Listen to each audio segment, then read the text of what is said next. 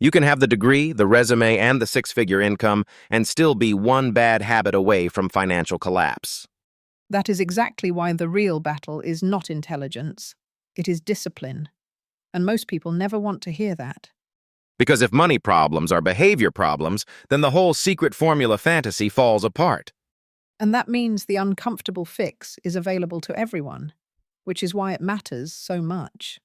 So what if the biggest upgrade in your life is not making more, but finally stopping the leaks? That is where this conversation starts. Bro, the wildest thing is money problems are usually behavior problems. That is the uncomfortable truth people hate hearing. Because it sounds too simple to be real. Simple is not the same as easy, though. Right, but the whole secret club thing is such a scam. People love a hidden formula because then they can blame the formula. Exactly, like there is some finance bat cave for the chosen few. And the password is apparently an MBA and a cousin on Wall Street. But the point is brutal. Even a Harvard person can go broke. Because intelligence does not automatically create discipline. That hit me hard when he basically said behavior beats brilliance. And behavior is available to everybody, which is the optimistic part. So the first luxury purchase is just not being stupid with debt. That is a very expensive piece of advice, actually. Debt is such a sneaky thief because it steals tomorrow. Every borrowed dollar is a piece of future income already spoken for. That line lands differently when you've had credit card damage. It lands differently because shame makes people hide from the fix. The automation thing is probably the most useful part, though. Absolutely, because saving should happen before your mood starts negotiating. Before your brain goes, I deserve a little treat. Which is always code for future me can suffer. Just set the transfer and stop trusting willpower like a religion. Willpower is a terrible retirement plan. Bro, that should be on a billboard. The reason automation matters is life will absolutely interrupt you. Job loss, divorce, illness, recession, random chaos. Exactly. And every one of those happens to somebody eventually. He basically said the odds are 100%. Which is why savings is not flashy, it is protection. I like that he reframed saving as an expense. That's huge, because then it becomes non-negotiable like rent. Not like whatever is left after vibes. Which is often exactly nothing. But the comparison trap feels like the real villain here. It is the villain, because it never ends, and it always has new faces. Instagram turned everybody into a contestant in a fake championship. And the judges are algorithms with zero mercy. Your neighbor used to be the competition. Now it is a billionaire with a jet. That is the distortion, yes.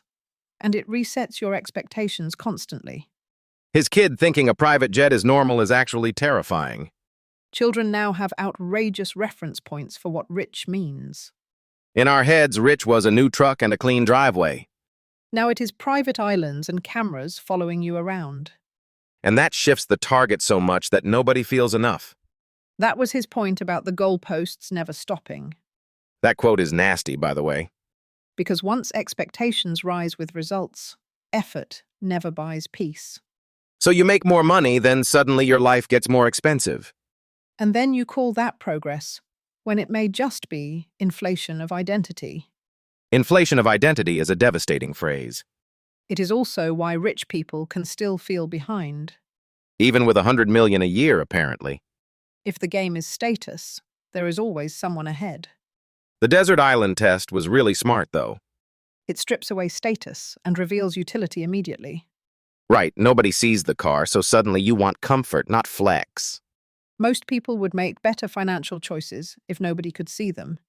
Imagine buying for the invisible audience and still going broke. That invisible audience is undefeated. What I keep thinking is money solves problems, but not the psychological whole. Yes, that was one of the sharpest parts of the conversation. The whole is often envy, insecurity, or needing approval. And money can dress those wounds without healing them. That is why some wealthy people still look miserable. They are financially rich and psychologically trapped. I also liked his point that contentment is the real thing we chase. Because people think they want more happiness, but they want enough. And then they go on vacation and still compare hotel rooms. The human brain will absolutely ruin a beach view. That's the tragedy, though, because the trip was never the issue. The issue is the habit of never letting yourself arrive. Which brings us to the part about falling behind. The empathy piece matters because some pressures are real. Housing especially, because people are not imagining that pain. Right. And pretending every generation had the same conditions is dishonest. But he also pushed back on the idea that now is uniquely hopeless. And that pushback matters because hopelessness kills action. He brought up the 1950s like, wait, that middle-class dream was tiny. Small houses, fewer comforts, less choice, but more contentment. Basically fewer appliances and more patience. A very bad trade if you only optimize for luxury. But a pretty good trade if you optimize for peace. And that is the pivot most people never make. The funny part is he's not even anti-spending. No, he is anti-spending as identity. Yes, spend where life actually improves, not where ego gets fed. That distinction is everything, especially when people are rebuilding. And if you're in debt, the sacrifice is real, not imaginary. Exactly, there is no spiritual shortcut around math. No manifestation is deleting a credit card balance. The universe is many things, but it is not a payment plan. That was cold but fair. And the bigger message is independence, not glamour. That might be the healthiest version of wealth I've heard. Because independence means waking up and choosing your day. Not waking up and performing for everybody else. Exactly, and that is a different kind of freedom. Okay, I feel like we could keep going forever on this one. Easily, because the trap is everywhere and the lessons are simple. Let's leave people with this. Automate savings, dodge debt, ignore the scoreboard. And define success as stability, not spectacle. That's a way better life than trying to impress a ghost audience. A very expensive ghost audience.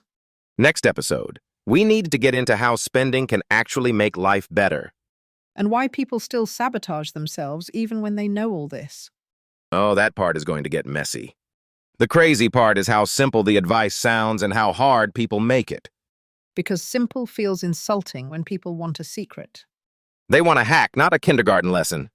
Exactly. But the kindergarten lesson is the one that saves you. The automation part hits me hardest because it removes willpower from the fight. That's the whole point. Your future should not depend on your mood that morning. Because your mood that morning is usually terrible after 3 coffees and 1 bad email. And then somehow that becomes a financial strategy. The scary line is that every dollar of debt is future you paying someone else. That's why debt feels so heavy. It is literally borrowed freedom. And yet people talk about credit cards like they're just convenience. Convenience is fine until it becomes a lifestyle you can't afford. That's the most expensive convenience in history. And the culture now keeps pushing that line forward every day. Instagram really is the new shopping network, right? It is QVC with better lighting and worse consequences. Oh, that's brutal. The problems that people don't just buy products, they buy identities. That's the dangerous part, because once you buy identity, you keep defending it. And you keep spending to maintain it. Which means the bill never ends. Exactly, because the goalpost keeps moving with every comparison. That quote about the goalpost moving is nasty because it's too true. It is painful because you can win and still feel behind. That is the most dangerous kind of poverty, honestly. Emotional poverty disguised as success. Exactly, because people look rich and feel broke. And then they take more risk just to catch a feeling. That is where people blow up, not from one huge mistake, but from pressure. Pressure and comparison are like gasoline on a tiny fire. Do you think most people are actually chasing money or chasing relief? Relief, almost always, because they think money will quiet the noise. And then it doesn't, which is the cruel joke. The joke is that you wanted contentment and bought a larger house. That's savage, but yes. Contentment is different from happiness, and people keep confusing them.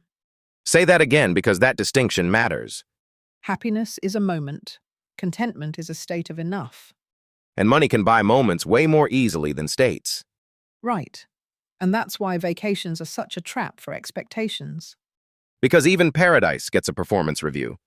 People arrive in Hawaii and immediately start ranking the beach chairs. That's when you know the disease is advanced. Absolutely, because the problem isn't the trip, it's the brain. And if your brain is trained on comparison, every win becomes a new baseline. That's why the ordinary target matters more than the flashy target. Like housing, safety, retirement, not yachts and headlines. Exactly. The real goals are stability, cushion, dignity, and freedom of time. That feels way more adult than saying, I need to be rich. It is adult, and also much harder to post on social media. Which is probably why it doesn't go viral. And yet it works, which is annoying to the attention economy. The part about empathy was important too, because people hear discipline and feel judged. They need empathy first, because a lot of people really are under pressure. Especially younger people staring at rent, houses, and healthcare all at once. Their reality is not fake, even if their coping habits might be expensive. That's fair, because you can validate the fear without validating the spending. Exactly. And once you remove shame, people can actually change. Shame just makes them hide the credit card bill. Which is a very common financial architecture. Horrible architecture, but yes. The better architecture is automatic saving and honest numbers. Honest numbers are scary because they kill the fantasy. They do. But fantasy is expensive, and reality is useful. That's the line right there. And reality can still be beautiful if you stop measuring against strangers. That desert island test is sneaky good for that reason. It strips away status and leaves utility, which is what most people actually need. On a deserted island, nobody cares about your sneaker drop. Nobody even knows your sneaker drop happened. A devastating loss for the island economy. But that is the test. Would you still buy it if nobody could see it? And most of the time the answer is no, which is revealing. Very revealing, because status is often just invisible debt with packaging. Invisible debt with packaging is insane. Sadly accurate, though. I also love the point that rich people can still be miserable and broke people can be independent. Because money is an asset, but it can also become a psychological liability. That's the thing people don't say enough. Money can own you back. Absolutely, especially if your self-worth is tied to other people's opinions. Then every purchase becomes a vote for your identity. And every comparison becomes a little attack on your peace. No wonder people feel tired all the time. They are running a race that cannot end. Which brings us back to the simple fix. Spend less than you make. And make it automatic, so your good days do the work for your bad days. That is such a good line because it respects human weakness. Human weakness is basically the financial market's favorite feature. That's terrifying but true. The people who win are usually the ones who built for ordinary behavior. Not heroic behavior, just repeatable behavior. Exactly. Because repeatable beats impressive. I think that's the whole philosophy in one sentence. It really is. And it gives people permission to calm down. Which is rare in finance because finance loves panic. Panic is very monetizable. That should be embroidered on a Wall Street pillow. As long as the pillow is paid for in cash. There it is, the whole episode in one joke. Save automatically, ignore the scoreboard, and stop financing your insecurity. And if you're hearing this thinking you're too far behind, you're not finished. You're just starting from the truth, which is a better place than pretending. That is a perfect place to leave it for today. Next episode, we get into whether spending can actually improve life without wrecking it. And why people sabotage themselves even after they know better. That's where it gets really interesting, because knowing is not the same as doing. The crazy part is how simple this gets, and people still want a secret formula. Because simple feels insulting when the problem has been humiliating. Right, like people want a cipher, not a calendar transfer. Exactly. Automatic saving is boring until a crisis punches you in the face. And crises are rude enough to show up uninvited. Job loss, divorce, illness, recession, all of it eventually arrives. That line hit me hard because everybody acts like bad luck is for other people. Nobody gets a lifetime exemption card. So the move is not genius, it is friction removal. Yes, pay yourself first and make it automatic before your emotions get a vote. Your emotions are terrible CFOs, by the way. Mine would approve a luxury purchase at 11:47 p.m. without reading the memo. That is not a finance department, that is a group chat. Exactly. And credit cards love group chat behavior. The debt line is brutal too, because it is literally borrowing from your future self. And your future self does not send you a thank you note, Future you is usually just angry with current you. which is fair, honestly. But I do want to push on something because some people are drowning, not being reckless. Absolutely. And that is where empathy matters before advice does. That was one of the strongest parts, actually. If someone is scared, you do not shame them into better choices. Still, the answer is not magic, it is usually smaller life choices repeated. And those choices compound like crazy when they become identity. That identity piece is huge, because money becomes proof in people's heads.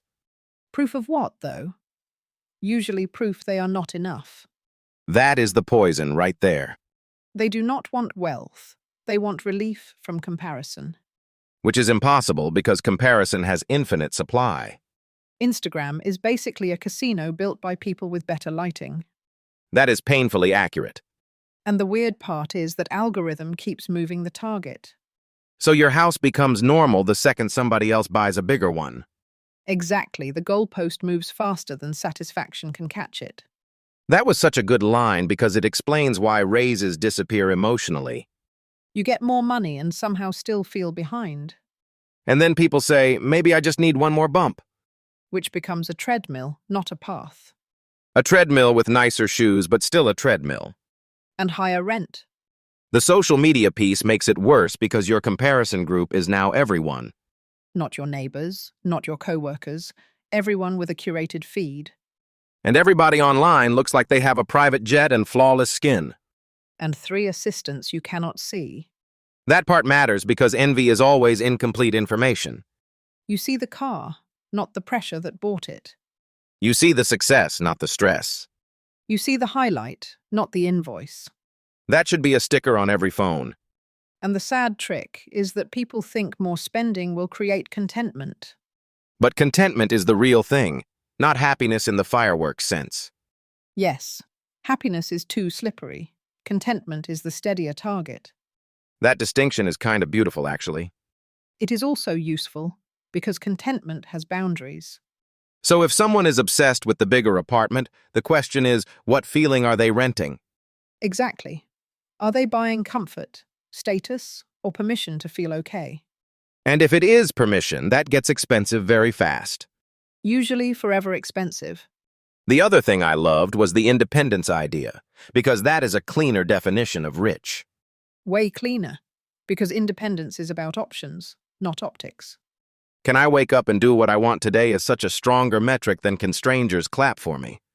And it scales to every income level better than status does. A billionaire can still be owned by everyone's opinion. Completely. And that is the weird psychological trap. Meanwhile, someone with less money can be deeply free. More free, sometimes, because they are not performing all day. The performance tax is real and nobody budgets for it. Fancy dinners, fancy clothes, fancy anxiety. Fancy anxiety is the most expensive one. I also think the deserted island test is brilliant because it strips away ego. Right, if nobody can see the car, you suddenly care a lot less about the car. You start asking what is actually useful to me and my family. Utility beats status every time when the audience disappears. The audience is the expensive part. Which brings us back to the whole point. Money should serve life, not replace it. Exactly. Or it becomes a scoreboard you can never win. And that is why the goalpost quote stings so much. Because once the goalpost moves, enough stops existing. There is never a finish line if your appetite is calibrated by other people. Never. And that is why saving and patience matter so much. Patience is underrated because it looks passive, but it is actually aggressive. Financially patient people look boring right up until they look smart. Then suddenly everybody wants to be boring. Always after the results, never before. That is the core of it for me. Behavior beats brilliance when money is involved. And behavior is learnable, which is the hopeful part. That is the part people need most when they feel embarrassed. Exactly, because embarrassment makes people hide, and hiding makes things worse. So if we are boiling this episode down, it is save automatically, cut debt, ignore the scoreboard. And decide what a good life actually looks like before the market decides for you. That is a much better CFO than Instagram. Not a high bar, but yes. All right. Next one, we get into the dangerous question. Can spending ever be healthy? Because sometimes the right purchase is the one that buys back your life. And sometimes it is just another expensive apology to yourself. Exactly. And that is where it gets messy.